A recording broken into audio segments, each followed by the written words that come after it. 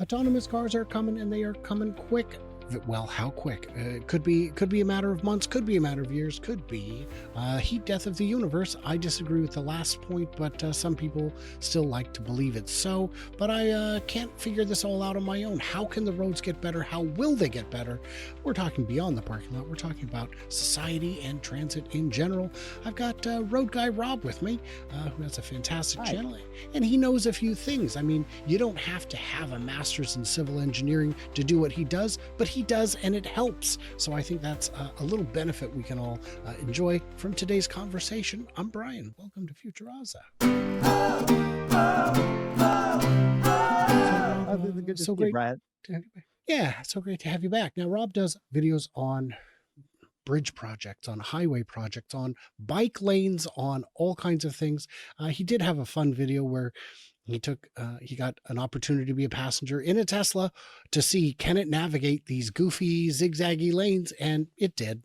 Even though this was 2 years ago now, and it was an older version of the software's gotten even better. But the question is, how will society change for the better if all cars have this degree of sensors, autonomy, all that? One thing I wanted to ask about is uh, robot only zones. So the comparison is, in Seattle years back, they had a road project where they said, look, downtown's going to be congested for about a year. We need to make, and I think it was 3rd Avenue, might have been 2nd, buses only, but just for 1 year. It worked so well. The cars weren't terribly disturbed being restricted from that road during peak commute hours, and all the buses were now on one road, and it just made it go smooth. They could get the buses out of downtown. The cars weren't too put off. Could they have lanes that are autonomous only during certain times? Well, framing it first I'm more than the heat death end when it comes to self-driving cars being out in the masses. But that said, I do think that it's leading to some great assisted driving tech. I mean, Mm-hmm. I think as you chase this goal of, oh, we want the car to drive itself, you do end up with a whole bunch of great technology in the middle where the cars are getting safer and safer. I just bought a used Prius, and it's an older Toyota technology, but it's like it's it's it's nice, to just kind of help me on a long trip, stay in my lane. But the key is what cameras and sensors and lidar have to really see the striping on the road really well, and whether we're allowing mixed traffic into the construction zone or it becomes automation only, that thing's got to be striped really, really well, because construction zones are confusing for humans. It's not going to be any easier for a robot if it goes into an area that there's just kind of cones everywhere and there's no way to know, like, well, where am I supposed to go? You're going to have to really put Well, a real thick stripe to channel it where it needs to go. I will provide 2 bits of anecdata to counter that, because of course the plural of anecdote is anecdata. It is data at that point. One was, I was in Santa Rosa, I think, and I came upon a brand new roundabout, so new that the cones were still up. It wasn't quite finished yet. And on Tesla's FSD, it handled it as if it had been there 1,000 times before. And maybe it Oh, had wow. been there 100 times before. And a second example is Tesla's FSD software in China just rolled out a few days ago, and videos are pouring in of people stress testing it. And one example was a gentleman on a unmarked dirt road. It's on the map, but there are no stripes, there are no lane markings, and it was still able to allow oncoming traffic. It would get over and stop and let the guy go around him and then resume travel. So it is designed to handle that. Um, but of course, there are a variety of systems out there. Some take different approaches. Waymo's approach is to LiDAR map their path to within, millimeters before allowing it on certain roads. Okay, fine, that's one way. But on a robot only road, would they need to obey the lines? Could you have, when you walk through a crowd, there isn't a lane for fat people and skinny people. I would argue there should be a lane for slow pedestrians and fast pedestrians. At the airport, they've kind of got that down. Sometimes they'll put markings on the escalators and moving sidewalks that say, hey, slowpoke, stay to the right. But Could they have variable lane sizes? Well, I think a lot of it is you first have to look and say, well, who's asking the question? Because obviously, if you leave it to the car maker, and that's they lump Tesla in with car makers. You leave it to a tech company like Tesla. It's all about breaking all the rules, right? It's we just want to do things, go move fast and break stuff. I don't know if that's their slogan, but that's a tech industry. No, they say And move fast and break people, but it's similar. hey, we don't know that they signed NDAs. No, the and so can you build something that much of the time can drive down a dirt road without markings? Sure. Maybe can it drive down the dirt road 90% of the time? Sure. But when you're a Department of Transportation and you're setting standards, it has to work not 99% of the time, not 99.99% of the time. It has to basically work like 100% of the time. You have to idiot proof this stuff. And you have to take into account, for instance, what if the robot car breaks down? What if a cop has to drive down it? What if, and so this concept of a robot only road with no markings is somewhat similar of an idea of what if all the roads were robot only? Could we get rid of signs? No, Hmm. Hmm. because we still, as we're still human passengers in the car, we want to know we're going to the right place. What if we end up in a situation where our car gets confused, and even though it's technically level 4 or level 5, it suddenly gets mad and says, I can't figure out what's going on. You drive.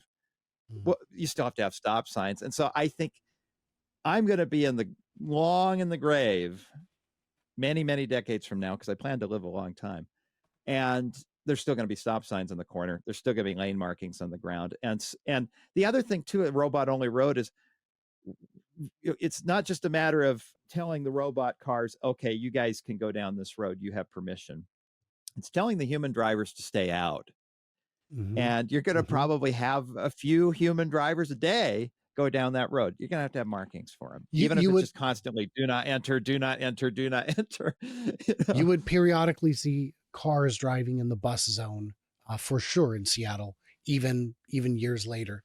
Um, so I think I hear what you're saying, and the road would need to be very wide for it to be variable lane to fit in a whole extra lane for parts of it. And if great at rush hour, we're going to make all lanes go one direction, even though there's no markings that say it's reversible. I think you would get vehicles turning onto it in the wrong direction, the direction that's usually correct because it's not sufficiently blocked or whatever. That would create a whole different raft of problems. So you're suggesting if you had a freeway with no barriers and it was all just robots knowing, okay, we can have like most of the lanes going this way and just a few going this way, and then it can Hmm. load balance itself throughout the day. One Right. problem with that, your robot car's zipping down the road, hits a piece of tire debris, flat tire, and even with all of its robotic skill, loses control and skids over to the other lane.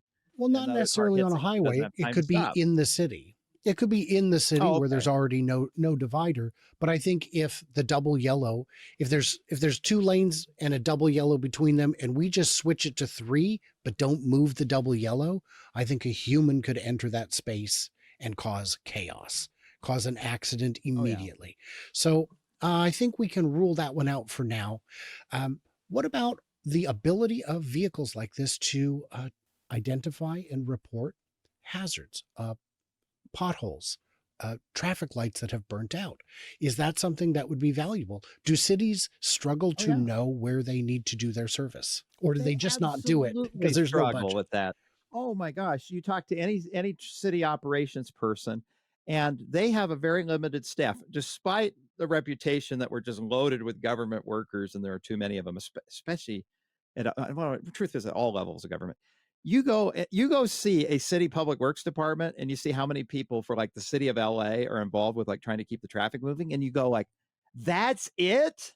You'd assume there'd be this army of people, and you're like I could shake the hand of everybody who works in this department during a lunch break. Like it's really small. And so their work around the clock, and they don't know if a signal's burned out. Now, the good news is like the city of LA has all the signals. They try to have them all connected together. And so the signal can say, hey, a bulb's burned out. Let me know. That helps.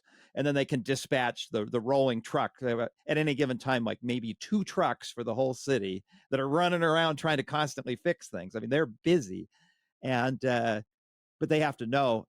and then the problem they run into is people who are in a bad place in their life financially and housing and things, drug use, decide it's a good idea to rip all the copper wire out of the stoplight. And now the stoplight's not talking to the traffic signal center anymore. And so they might not even know. It's at any given time, like a quarter of the stoplights aren't even talking to the central office. So if it does burn out, they wouldn't even know. You calling in and letting them know, hey, this signal's in flash mode and it's broken. That's good. Then they know they can dispatch that truck to get out there and fix it. And And they could so, have absolutely, if there's, essentially go real-time ahead. data. Oh, yeah, they could Yeah, have if it for real-time data. self-driving cars, I know UDOT has an app called Click and Fix for their state roads. If you're driving around and you see something broken, you can pull out your phone with their app, take a picture of it, kind of a description, and then it's like a ticket. If you have in your computer support, when you're in the office and your computer's broken, so you open a ticket and then your computer support guy comes to fix your computer. It's the same thing. Except they're following up with you to say, hey, by the way, we sent out a person and took a look at it and fixed it. So that's a benefit we could see coming is that. Now here's another interesting use of self-driving technology that's already in practice. The Port of Hamburg does not have yard trucks.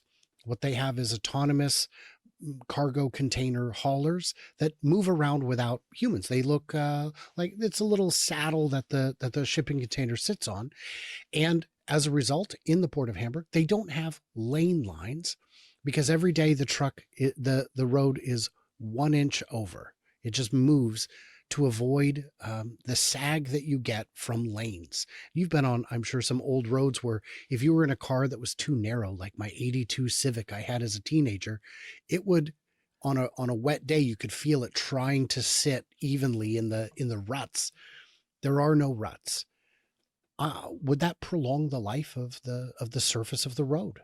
I mean, you imagine how it wouldn't, right? Because like, of course it would, because you have, you ever notice, like asphalt in particular, they're not necessarily going to have asphalt at a port, but asphalt does what you describe in wet climates where the soil moisture content makes it where it compacts easier right where the weight of the vehicles are. And I've seen it bus stops where every time the bus stopped, it actually almost like a rug started pushing the asphalt like a blanket and it started to wrinkle, you know. And so sometimes Mhm, at busy bus stops, they'll pour concrete. They can reinforce the concrete with rebar and make it really sturdy and last a long time. But mhm, when you're dealing with container vehicles and large, unbelievably heavy equipment at a port, it could be even the thick concrete with the rebar in it wears out. And yeah, I mean, it makes sense instead of wearing it in the exact same spot over and over again, moving it an inch at a time. That's really clever. mhm. The other big advantage I see to autonomous vehicles is not only that they have 360-degree vision, but that and of course, they don't get drunk. They don't text while driving. They don't uh, drop something in their lap and stop looking. The biggest thing is that um, the urge to speed is minimized if you can do something else at the same time, especially for trucking. A lot of truckers will want to get as many miles as they can before they hit their daily limit of hours. Not as critical when it comes to uh, a robot that can just stay on the road. And in fact, the slower the semi goes, if it's going 55 instead of 75, it's going to get a lot more fuel economy, whether that's electric or gas or whatever it is. And in terms of managing that, if it can see that the big charging station 200 miles out is going to have a line when it gets there in 3 hours, it'll slow down. So it gets there when there's no line.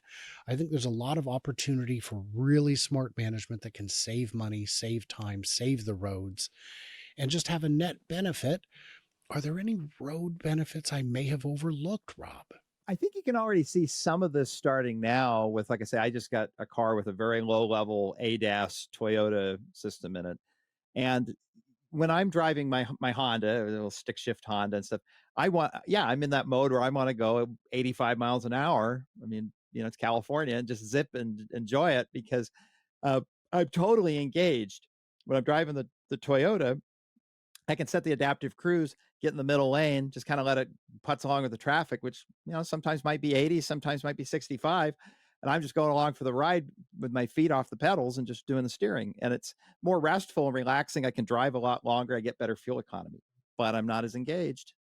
I am not distracted when I'm going 85 miles an hour with a stick shift car like I'm in NASCAR. I mean, it's not necessarily the safest driving, I suppose, but I'll tell you this, I've never had the need for automatic emergency braking in my old Honda because I was intimately engaged with the speed of all the cars around me.